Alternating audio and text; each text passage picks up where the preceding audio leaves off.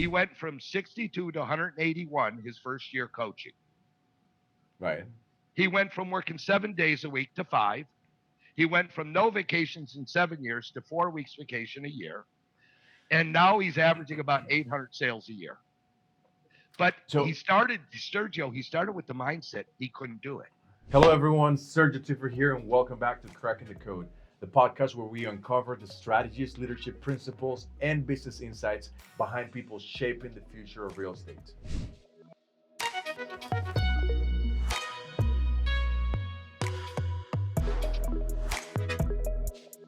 Today's guest has spent decades coaching some of the most successful agents, teams, and brokerage in North America. His name has become synonymous with leadership, business growth, and helping real estate professionals unlock levels of success they never thought possible. Bob Corcoran is the founder of Bob Corcoran and Associates, one of the industry's most respected coaching organizations. Throughout his career, he's helped countless real estate leaders build stronger businesses, develop high-performing teams, and create organizations designed to last. Good morning, Bob. How you doing today? I'm fantastic. How about you, Sergio? Doing great. It's a great morning here in the offices of VOOV Virtual Assistants. I'm very happy to have you here. You have a reputation of being a great coach, building excellent teams, building excellent businesses, and I'm so happy to have you here because I know all the value that you can bring to the community, and ultimately that's what we want to do. So, initially I wanted to talk to you about all the things about real estate, but I figure that you have built so many teams, scalable businesses, that I just initially wanted to focus the conversation there. But first, for the ones that don't know you, which I'm sure are not that many, who are you? How you started in the world of real estate? Tell us a bit more about yourself. All right. Well, hey, everyone. It's a pleasure and an honor to be here. When I look at the type of guest Sergio, brings onto his podcast, I'm like, who am I? I mean, they have some of the top names in real estate that I've seen many of his podcasts. I follow him regularly, but I've been in real estate over 35 years. I've been doing coaching and consulting for 34 of those 35. And I got started. I had developed some telecom technology in the early 90s. And when I was going around teaching realtors, remember, early 90s was before email. All right. And That's it was right. like, websites were kind of just coming around. Okay. So a lot of we had to do was, manual stuff. But as I'm teaching these agents how to, there was a massive lead generation system, capable of generating 3 to 4 thousand leads a month on your active listings. But what I realized was that agents were master salespeople, but horrible business owners. They didn't know how Right. to run a business. And my background was in retail management. I was a turnaround specialist. So basically, I carried my first career into this because that's really what I am, is a turnaround specialist in real estate. My job is to teach agents, and I don't care if you're running a team now or you're a standalone agent with aspirations to grow a team. Okay, my job is to teach you how to be a CEO. And that's my business mindset back then. And even today, you know, most agents don't develop the CEO mindset. And I think when what we're talking about today is about having that CEO mindset. And my average client coaching with us, in their first 12 months in coaching, increased production 43% while reducing expenses 21%, because we're not your typical coaching company and we're not for everybody. Well, I call ourselves holistic coaches because people say don't let your personal life interfere with your business. That's BS. Your personal life Right. will always interfere with your business life, but it's learning and teaching agents how to compartmentalize the outside noise. And when you're in the office and you're working, then let's focus on being a CEO. But if you have issues outside of the office, don't come to work. Take care of those issues first because they gnaw at us all day long. So, also, I believe 100% work life balance. I don't think anybody should work more than 50 hours a week. So it's funny, agents that are listening to this are going 50 hours a week. What's that guy smoking? Well, I can tell you stories. I remember one guy in particular, him and his wife, the year they hired me, they were selling 62 homes. He hadn't been on vacation in 7 years, and he worked 7 days a week. The first thing I made him do, Sergio, I said, in order for me to help you, I need you to take a 1 week vacation with your wife out of state. not at a real estate conference. Because, guys, hey, honey, we're going to go on vacation. Oh, and by the way, there's a real estate conference. That's not vacation. He goes, you mean I got to pay you, but you won't start with me until I take a vacation? Why? I said, I can teach you to grow a phenomenal business, but I don't want you, he was 32 years old at the time. I don't want you to have a stroke, and I don't want your wife to be a widow at a young age. Anyway, I Right. thought I'd never hear back from him, Sergio. He comes back 2 weeks later. All right, Bob, I'm ready to start. I go, where'd you go? He goes, Vegas. How'd you get there? United. Send me your boarding pass and send me a paid receipt from your hotel. He goes, you don't believe me? I said, welcome to my world. And he did.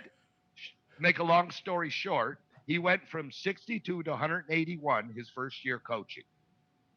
Right. He went from working 7 days a week to five. He went from no vacations in 7 years to 4 weeks vacation a year. And now he's averaging about 800 sales a year. But So Sergio, he started with the mindset he couldn't do it. He right. didn't know he didn't know how to do it. Well, I've also noticed that some people, they think they can do it, but they are ashamed of working less, right? Like they have created sort of this image of I'm a working horse. I'm in the office 7 in the morning until 7 p.m. Everyone sees me working. If I now go to working 8 hours a day, 5 days a week, how is everyone going to see me? You understand the kind of mentality Yeah, that some people have, yeah. and it's hard to go from this image of I'm a workaholic to I've now created systems where I can work less, but I'm not sure how my employees will see me. Will they respect me the same? Will they work as hard as they used to, or not? Right? Great question, because that's what I call a poverty mentality. Okay. And so the whole thing is, what's most important as the CEO is you determine what you want, and then you have to communicate it. If you're a standalone agent, you don't have to share it with anybody, just yourself. Right.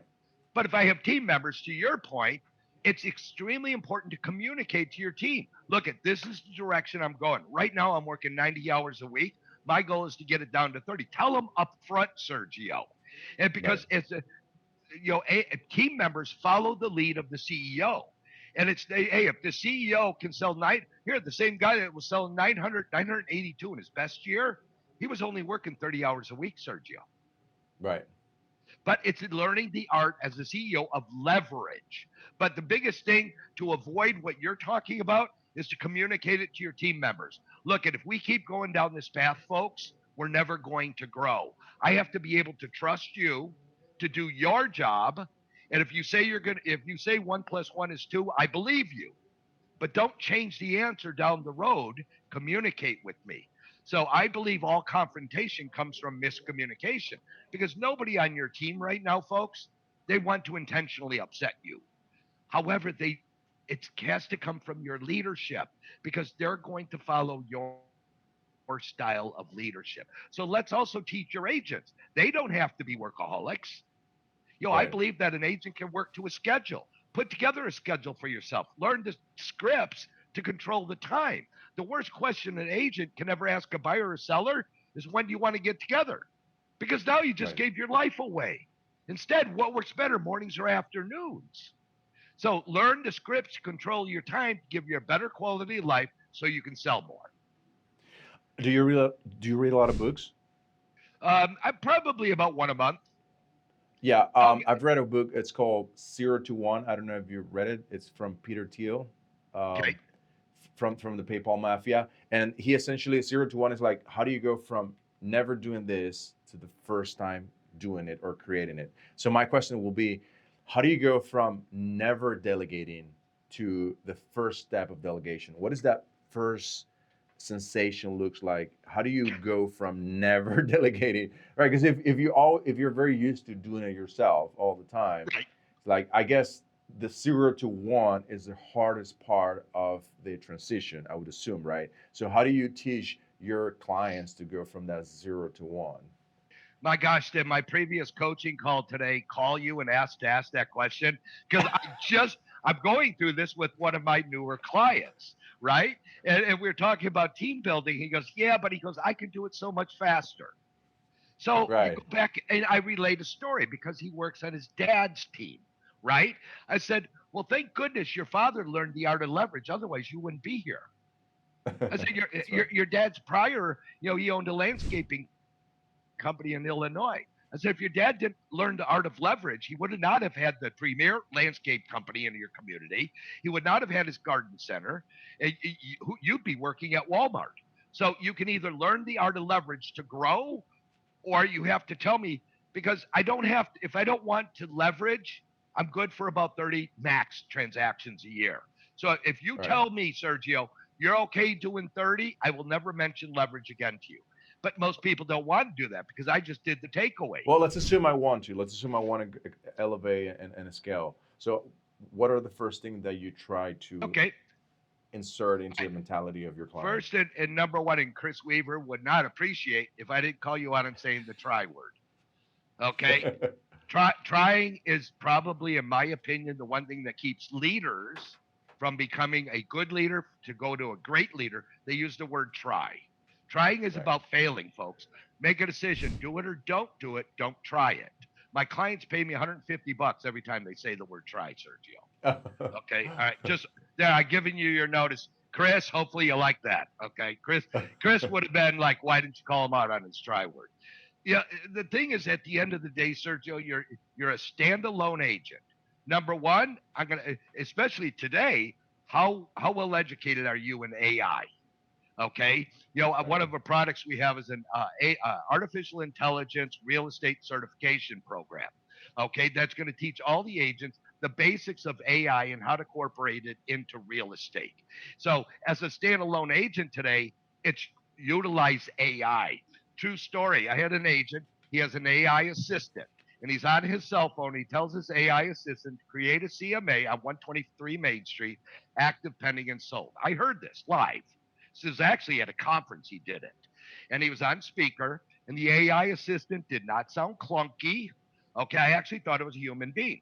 Within 5 minutes, the AI assistant created the CMA and forwarded it by email to my client. He Right. showed the CMA on screen. So, as a standalone agent, what can AI do for me that I am currently doing? So in the past, I would have said your first employee has to be a CRM. Where are you keeping your contacts? What database are you using? Okay, so you got to have a strong database. Should always be your first employee. Second, what am I incorporating with AI? Okay, that has to be agents that are not going to embrace AI today will be left behind, or they will be not be profitable. One of my teams, we go through put together an AI committee, Sergio. We estimate on the listing side alone. Now, this is a granted team that's doing 300 million. They do about 300 listings a year. All right, we estimated by incorporating AI, they're saving 70 hours a week. Oh, wow. Now, 20 of the hours are agent hours. This is a team. 20 hours are agent hours, but 50 hours are operational hours. If you look, if we're paying people 25 bucks an hour, Right. think of 70 hours. If I don't incorporate AI to my business, I have to go out and hire more people, which can cost me, 50 to $80,000 a year in different markets. So a database, strong database first. Second, incorporate AI. The third then is what the next hire. So all of it is, how can I get into Sergio's head and teach you that you have to learn the art of leverage.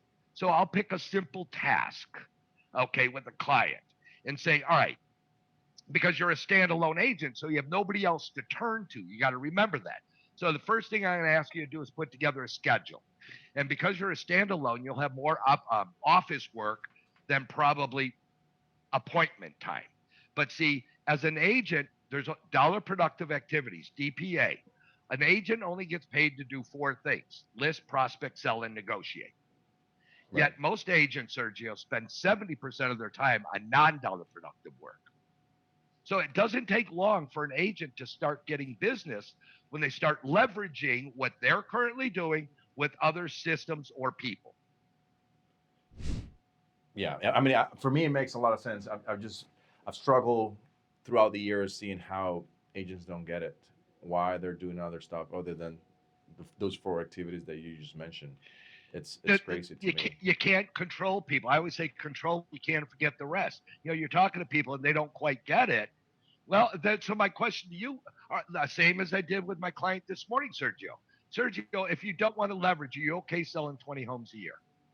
Yeah, of course. That will be a waking up type That, of question, I would say. yeah, and that got him because all of a sudden he went silent. Like, oh, Bob just did a takeaway on me, because his average sale price is only 310. So maybe $9,000 of commission. So if you're only good for 30, you're going to make 270,000. What about doing 100? Right. Right, right. So you get my job. I always dream and think big, Sergio. And so half the time, like, well, I'll talk to you for the first time if you're talking to me about hiring me as your coach. All right, Sergio, you sold 22 homes last year. What's your goal for next year? Sergio's going to say, oh, can I do 25? And Bob Corcoran says, well, I can't coach you unless you're willing to do 100. And all of a sudden you go, oh, 100 from 22? How the heck am I going to get there? But I got your attention. Now, what I've Right. learned over my 35 years, Sergio, you won't do 100, but I'll guarantee you'll do. But I'll guarantee you'll do 50. All I need you to do is to make a first quantum leap, and the sooner you adjust your attitude, the sooner you can get to the 100. Because you control your business, folks. Only you Right. can control what you want. Either settle on doing 20 or 30 homes a year. I mean, come on, the average real, what is it? I heard a number this morning. 70% of the realtors in America, to NAR, haven't even sold a deal yet this year. Think of that. So all of a sudden, you sell 4 homes and you're better than 70% of the agents. That's right. And I saw that from that 30%, about half of it have sold just one house, uh, Exactly. And that and was throughout the year. mom's house or their own house, right? Right. But and a lot of it, there's a lot of great agents out there that simply need the direction. And that's where coaching comes in. People, if they want to just, today we don't have to do it alone. There's a lot of different coaching companies. You've interviewed quite a few of them also. I have, All, yes. all great companies. I stay in contact with all of those CEOs. They all love me, even though, and they don't even look at me as their competition because I do such different coaching. I do Yeah. quantum coaching. Okay, my job is people say, if you want to be a millionaire, coach with Bob. Okay, but if you have a soft gut, don't coach with Bob because It's all about the accountability. My job is to always tell clients what they need to hear, not what they want to hear. And a lot of times it's not pretty, Sergio. We get into arguments with call. I could send you some Zoom recordings where my client and I are sitting there having a fight on Zoom. But at the end of the day, we love and respect each other's opinion. And that's important in a relationship with a coach. But at the end of the day, it's up to you and your attitude whether you want to be a CEO or not, period. Now, you've been coaching for, over 35 years, like you said. Were agents any different back then? What lessons have you learned throughout the years? I mean, Loaded question. Loaded question. Real estate was actually easier back then than it is today. Here's what I've seen. Excuse me. Today, rainmakers are taking a back step to accountability, which I disagree with. Today's age, back then, when I was brought up, it was put your nose down, work hard, raise your nose after 50 years, get your gold watch, and retire. Real estate agents, go back to the older agents. I say anybody over 45. They have a strong. Most of them have a strong work ethic because that's how we were brought up. Today's newer agents that are in their 20s and 30s, 20 to 35, there's a lot of entitlement going on with new agents. And for a new agent listening to this, if you want to be successful, become a lot more of a workaholic. But I'm saying you don't need to work more than 50 hours a week, but plan your work. right. That's the key to it. Today's agents, newer agents, don't necessarily like accountability. So it's about how do I blend my style, which is maybe called old school. You know, old school means you get paid. We subscribe to you get paid to list, prospect, sell, negotiate. That's old school. It shouldn't be. It should be everyday school. But the thing is to blend, the new agents' attitudes. A lot of them don't want to work 50 hours a week. That's okay. Because quite frankly, folks, I don't care how much you work, but are you hitting your goals?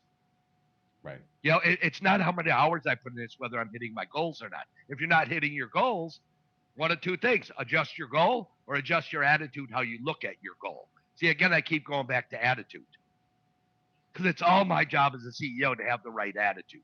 But you also need an accountability partner to hold you accountable to your attitude because you can't do it yourself, Sergio. So Not it's all the the time biggest though, thing to but yeah. yeah, the biggest thing today is blending the type of agent we're getting in to what it means to be successful. So you think that Sorry. attitude it's what separates those great teams, great standalone agents from the ones that barely make it? Is that the only thing that you see in Well, that? I say that to run a successful business, my four pillars of a great business have a mission. As a rainmaker, CEO, you have a mission statement that you firmly believe in. You have core values that mean something to you. Stephen Covey wrote a book, not Stephen Covey, Patrick Lencioni wrote a book, Five That's a Dysfunctions question. of a Yeah, Team. Great book, should be a must read if you're a it team is. builder. Okay. It And is. then my fourth pillar is only hire self managed, self disciplined people. So when you look at that strong mission statement, core values, I'm only going to hire people who agree to adopt the five dysfunctions of a team. Okay. And I am self managed, self disciplined. I'm hiring to culture. So, first thing an agent needs to do is put together a strong mission statement that they believe in. And don't copy. Back in the day, 30 years ago, everyone was told to get a mission statement. So everybody went out, ripped off somebody else's, and said, "Here's my mission statement." Well, it meant nothing to the rainmaker. So they didn't really embrace it. And then and I know one of our questions is as teams grow in size, how do we keep the culture? You got to double down on culture, Sergio. I always say, how do I get people to subscribe to my mission and core values? I start every meeting or team huddle by everybody reciting out loud the mission statement together. We end every meeting, everybody reciting out loud together your core values. See, we're going to force feed you to know what the core values It's a and great mission idea. statement I'll are. implement it. I'll implement it. It's a great idea. And then a third thing is every time you have a team meeting, always pick one of your core values and a dysfunction as an agenda item. Like one of my core values is choose to be happy, Right. right? So we'll talk. How in the last week, Sergio, were you happy? We'll go around. We'll ask every team member to give a short. How did you display Great idea. happiness in the last week? Oh, and then we'll have the dysfunction. Today we're going to talk about the dysfunction, a fear of accountability. Okay. All right. How did you experience a lack of accountability in the last week? And it's not just about work, Sergio. The key is to allow them to bring their family life into your team meeting because it's Hmm. important as a CEO. See, with me, when I hired somebody, especially in my coaching company, before I hired a coach, Sergio, if I was hiring you as a coach, you had to come live with my wife and I for a week. I, I need to see, do you make your bed in the morning? Okay. You want to have a successful day, folks? Make your bed every morning, just like the military.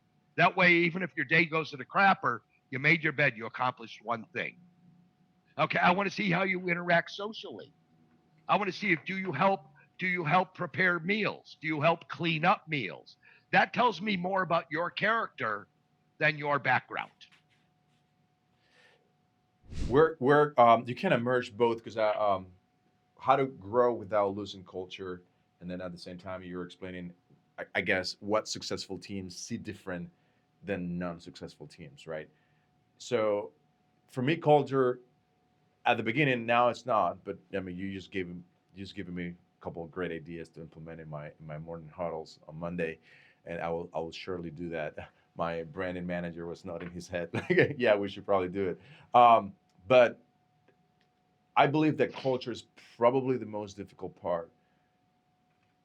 Bringing people that believe in the values. How do you identify those folks?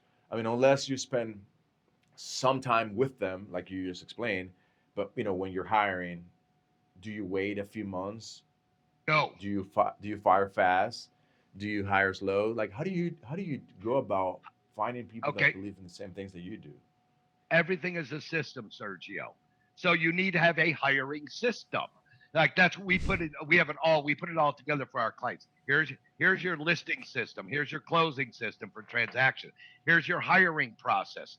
We take we use the disc personality profile. All right. So if you're inquiring to be a call and join my team as an agent, my philosophy is I have to make a decision within 72 hours to hire you.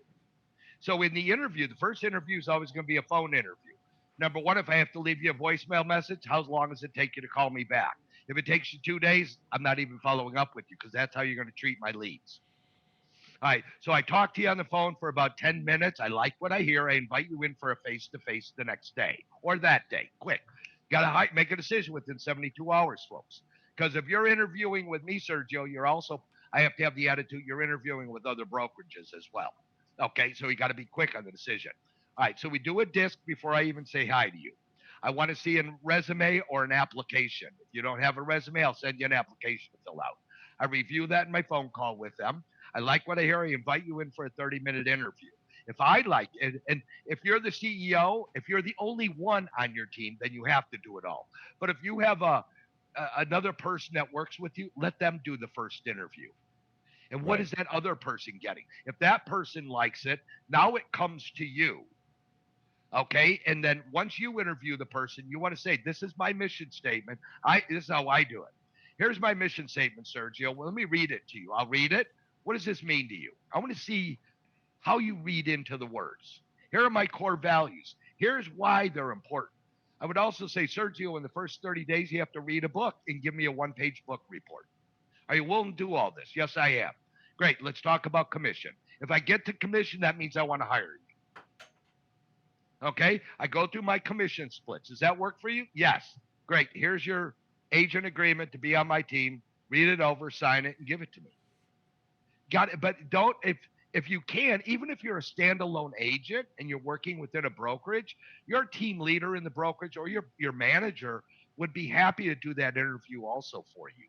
So utilize, even though you don't think if you're working in a brokerage, you're not working alone, folks, because your broker has a vested interest in your success. So they're happy to help you interview, but the decision should be made quickly.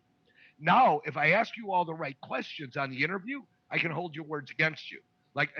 Like one of them is Sergio. You understand to be on this team, you have to prospect a minimum of hour a day, 5 days a week, and track it. Are you okay with that? If he says yes, if he says no, I'm not hiring you. All right, number one.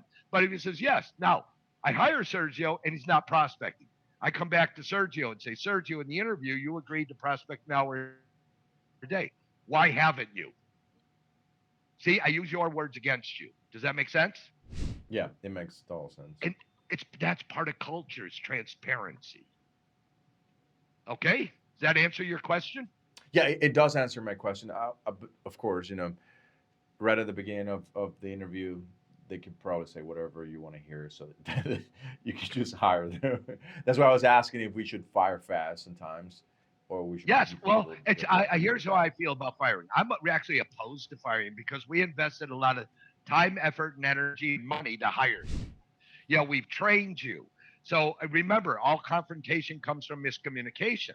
So unless somebody does something extremely outrageous, I'm going to fire you on the spot. But I want to get out of judgment and into curiosity. I want to understand from Sergio. Sergio, on the interview, you said you would do these things, but you're not doing them. Why? Right. So I'll first give you an opportunity to correct whatever is not going well. Yeah. but but there always should be consequences, and that's where today's team leaders they're backing off a little bit of consequences. They're because they're saying, well, you know what, they don't want it, so I don't want to fight them. Bad attitude as a CEO. Hold your culture strong. Comes back to culture. Yes. Yes, I agree. You know, I agree. I you, use a three strike rule. Like, if you do this one time, two times, third time, you're out, no matter what it is. That's the yeah. See, in my usual. world, I give them 2 strikes. Okay, I'll tell you the first time, and I expect you to be there your word. If not, then I really can't help you because it tells me you're constantly going to be causing me a headache, giving me a headache. And I Right. just don't Right. want that. But I'm very transparent with people. I am the toughest boss and the best boss you'll ever work for because you will know exactly where you stand with me on any given moment. And that's what people expect from their leader, is to know where I stand. But leaders, you have to be able to communicate. Now, one thing I tell my clients sometimes when I have coaching calls with them and say, hey, look, um, every leader is different, and if you're trying to copy a style, it's probably not going to work out very well for you because you are who you are, right? Exactly. So Right. you have to, yeah, of course, part of being a leader, you have to improve yourself, improve your skills, improve the way that socially you manage things, but you have your style. And I've seen it throughout the years that every leader is different. And, I mean, it is what it is. You just have to ride with it. If you force yourself to be someone else all the time, you're going to be miserable, right? Uh, Correct. and of course, there are people that are not meant to be leaders. That's also true. And if you are meant, because if you think about Elon Musk, he's a very, very, very particular type of leader. And then you see Mark Zuckerberg, he's another type of leader. If you see, I don't know, Jensen Wong, he's another type of leader. Like everyone can be a leader in their own way. That's the way I see it, right? Correct. But if you look at all the people you mentioned, the one thing they all have is that they hold people accountable and there are Of course. consequences. Of course, but some Okay. are more social, some are more timid, some are more louder, some are more energetic. Like it doesn't really matter. I mean, you have your own style as long as you get things done. You hold people accountable. You have a culture. People want to work with you or for you. Then, you know, props to you. You're gonna move forward. That's what I Yeah. think. Now, you mentioned technology, AI. What do you see as the future of AI incorporated in real estate, especially because real estate is a relationship based type of work, right? And AI, to a certain degree, disenfranchises that type of relationship. So, do you believe too much AI is going to affect the way agents conduct business? What do you But say is here, the all right. fine balance between AI and a Here, relationship type of business like real estate? here's my fear. Okay, and this is why I started my AI real estate certification program with my partner Jay Izzo out of North Carolina. Is agents need to understand that AI is going to change the world. However, there is within AI what's called a hallucination. And see, AI doesn't have a brain, it doesn't have a soul. It only goes out into the World Wide Web and disseminates all this information simultaneously and gives it back to you. A hallucination is you ask AI something. I'll give you an example. You give AI something to do, you got to verify it. Here's an example of a hallucination.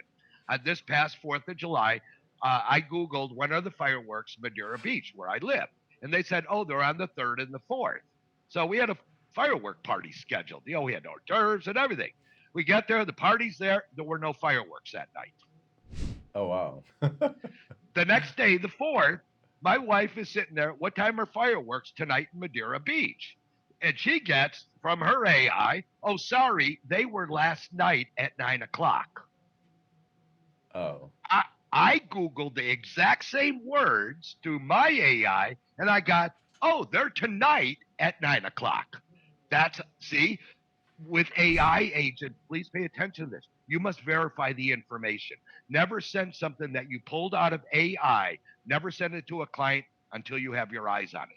Also, a lot of companies are developing their AI policies about what you should or can and cannot add into AI. Like, why would you add a client social security number into AI? I mean, Right. folks, if you add it into AI, it's in the world. It's in the internet. Anybody can have access to it. So a lot of companies are developing their AI policies about what you can and cannot do. But learn what AI can do for you as really a first employee. And I believe in my estimation, what I've seen through our certification program, agents are, once they are adapting the beginning level, they're saving about 10 hours a week. When they get to like just level 2, and there's probably 20 levels, you're saving about 20 hours a week when you only get just brushing the surface with AI, but it can save you a lot of time. But folks, you must verify 100% of anything that comes out of AI. But it will change it. If agents aren't going to embrace AI, they will not be in the business that long, Sergio. Yeah, I understand that, but do you think that is going to affect the relationship type of business that real estate is, because you know No. you go talk to people, you meet. For example, I had a client that he used to get all of his leads by golfing. He would go golfing every weekend, and he would sell 50 houses a year with Yeah. just golfing. That's right. That's what now it is. If he wants to grow, he needs to add another lead gen. Okay, another group or another platform or something. If he's happy doing 50, see the issue is I never talk about how much money you want to make as an agent. I talk about how Right. many families you want to serve. See, a lot of agents will say, oh, I want to make 100 grand. Well, let's say 100 grand equals 20 sales. I would say, well, Sergio, do you want to serve 20 families or make 100,000? Most people say the 100,000. That's stinking thinking. Okay, serve families because the more if you focus on serving families, your average price point will go up, and God, lo and behold, you're going to make more than 100,000. Focus on serving families. As an agent, we should have a servant's heart. We are here to serve people. As an agent, folks, if you're an agent, you're selling over 100 homes a year. 50% of that business should be coming from your past clients or your SOI.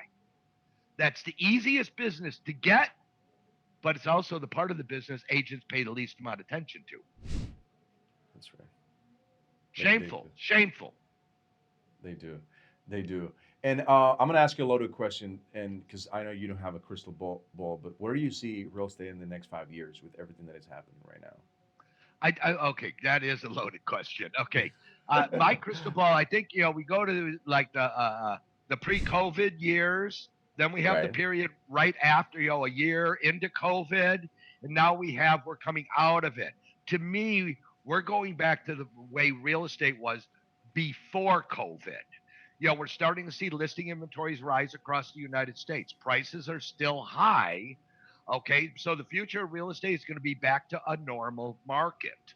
I think that when we look at agent count, agents will start adapting, okay, to how to utilize AI in their business to benefit their clients and them. So the future of real estate, I'm very excited about it because I think it's going to be prosperous. Now, I'm always going to say it's going to be prosperous because top teams, we don't care about market conditions. And that's the attitude of your CEO mindset. Because say your market's down 20%, folks. Well, there are still people buying and selling homes. Why aren't you getting your lion's share? I got many my clients. We don't pay attention to what current market is. I don't care about your interest rates because people are still buying and selling. And so it's back to adjusting the attitude. And it's also stay within your lane as a real estate agent. Because as a real estate agent, let's face it, Sergio, you know this. You're a therapist, you're a financial planner, you're a marketing specialist, you're a babysitter sometimes, and you're a taxi cab driver. Okay, we got to look to compartmentalize that to stay in our lanes. Okay, financial, you recommend them to your CPA maybe or your bookkeeper. Don't get involved because you're going to make mistakes and they're not going to like you. But the future of real estate, folks, is brighter than it will ever be. I agree. I agree. I think, like you said, at the end of the day, people will keep buying and selling, probably less to a certain degree, but if prices drop, you're gonna have more buyers, right? Yeah, but Sergio, people die, that house comes for sale. People get transferred with their job out of state. Right. Those homes always come up for sale. So, folks, real estate, I've never seen a month where we didn't sell at least one house in the United States. So, top teams, their CEO's attitude, we don't care about market conditions. We want to be aware of them. Because if we're up 22% and the market's down 17%, I might have a marketing opportunity there. Call and find out why Sergio's team is leading the way in XYZ community. So there's marketing opportunities. So know your numbers, which is an important thing for a CEO to know your numbers. Okay. There's a lot that you have to do as a CEO of a real estate team.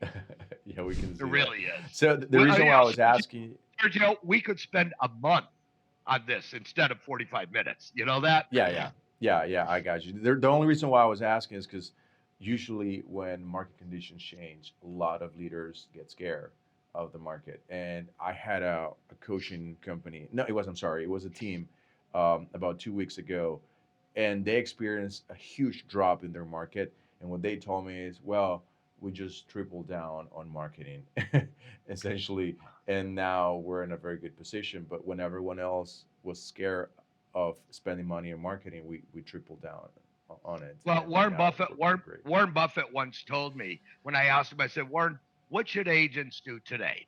He goes, Bob, my advice is do what other agents stop doing. Yeah, you look at direct mail. As soon as the internet and email came out, everybody ditched direct mail. Nobody's doing direct mail. Well, I'll do direct mail. Right. Okay, so Yeah. Yeah. the best thing is do what other people stop doing. All right, and see, my advice wouldn't be double down on their spend on marketing. Mine is double down on our phone calls we're making, because real estate is a contact sport. It is and always will be an ear to ear and a belly to belly business. There aren't many homes any agent's going to sell without talking to somebody or meeting them. So focus on getting the build a relationship, get the appointment. Right. Right. That should be the most important KPI: appointment met, at least in my opinion, and I not even agree. number of calls. Right.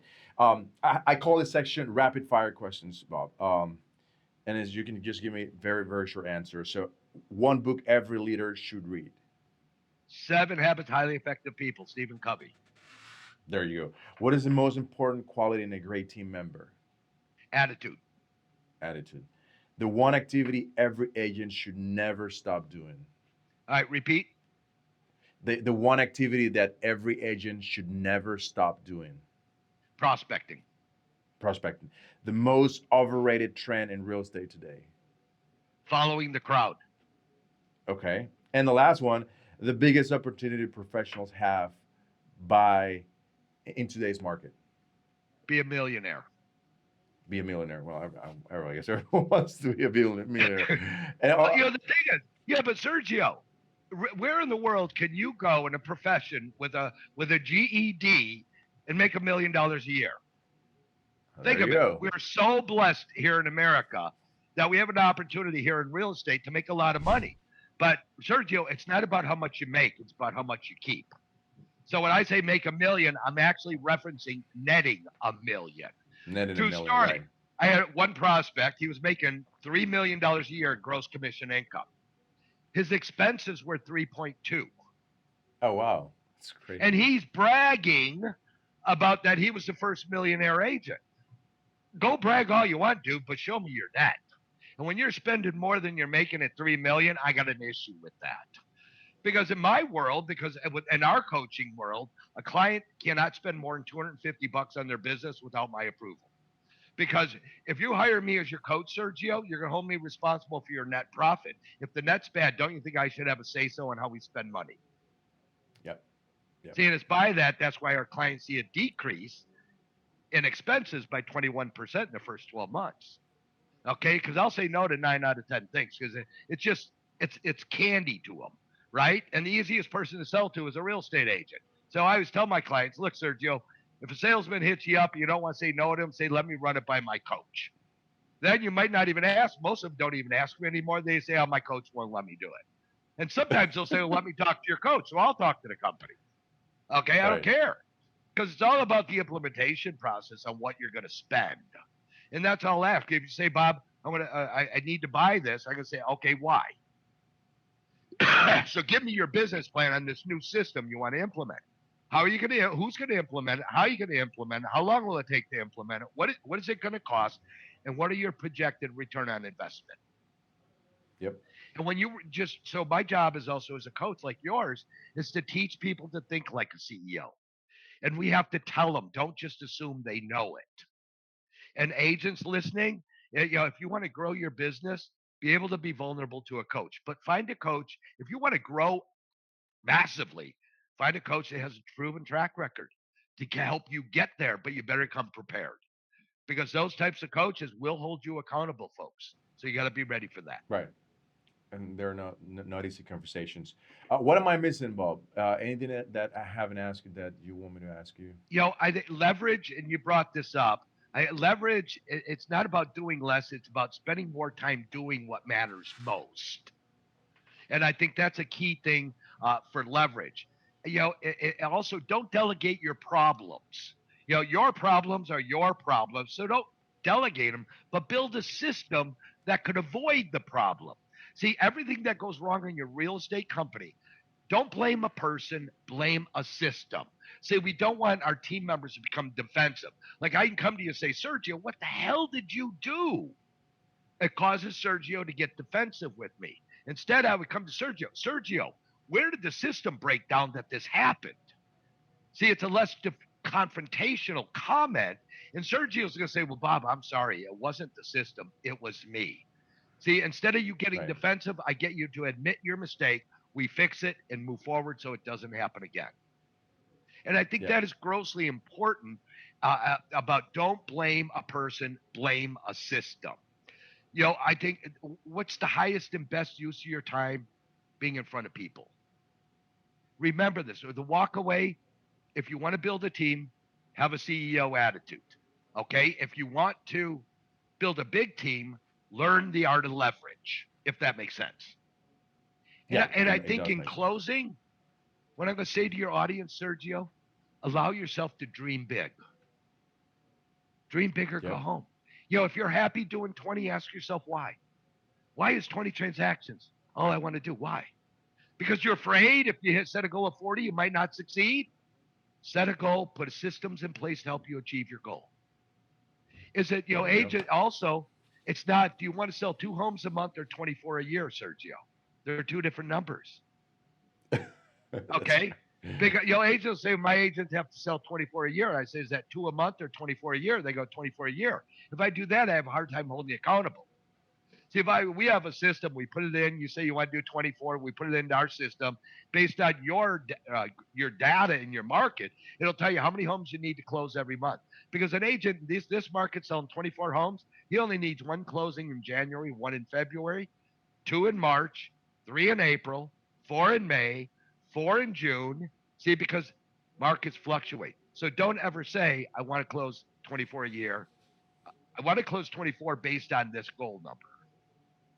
Right. And Right. that, folks, our parents used to tell us, plan your work your plan. We used to say, yeah, mom, yeah, dad. They're so true. That those words still ring in my head. Matter of fact, I got a little bobblehead here. It pops up, and it's my dad saying, plan your work your plan. That's why I keep it there. It's my reminder. I appreciate it. Thank you for coming, Bob. I want to stay in touch with you. Hopefully, we can have you back in another episode of the podcast in the future. You're so sharp. I appreciate every instant that you have brought. This has been a I'll send you blast. a Facebook invite so we Okay. can stay in touch. I That sounds appreciate it. fantastic. And I'm honored to be on here because you guys interview some of the best of the best, Sergio. So congratulations. We just try to do our best and bring in as Sergio, much knowledge do to you the really community. try to do your best or do you do your best? I think we're doing our best right now Then to stop this bring as word. much knowledge. Do you have any kids, Sergio? I do one How year and old? 2 months. Oh, okay. Well, when you were a little kid, you played sports, right? Whether it's soccer or whatever. Okay. Did your Yes, parents tell you to kick the ball or try and kick the ball? I'll kick the ball, of course. Yeah, let's move this from our adult language then. And I There always you go. say, by eliminating this word from your vocabulary, it's good for 5 sales a year. I think you're absolutely right. Yeah, That's I'll all. take your advantage. I'll take your advice, but also I've learned so much from you in this episode. I'm sure it's gonna help my business tremendously Right. as And well. So if thank you you ever very want much. me to come in as a guest speaker to your team meeting on Mondays, reach out. I'll be happy to yell at them. Thank you. Thank you. That will be very interesting. Thank All you for your right, time. Sergio. Thank you, sir. Bob, thank you for sharing your wisdom, your experience, and the lessons you learned from the decades of coaching some of the best in the business. And to everyone listening, if this conversation inspired you, challenged you, or gave you a new perspective of leadership and growth, make sure to follow, like, share, and leave a comment. Until next time, lead with purpose, grow with intention, and keep cracking the code.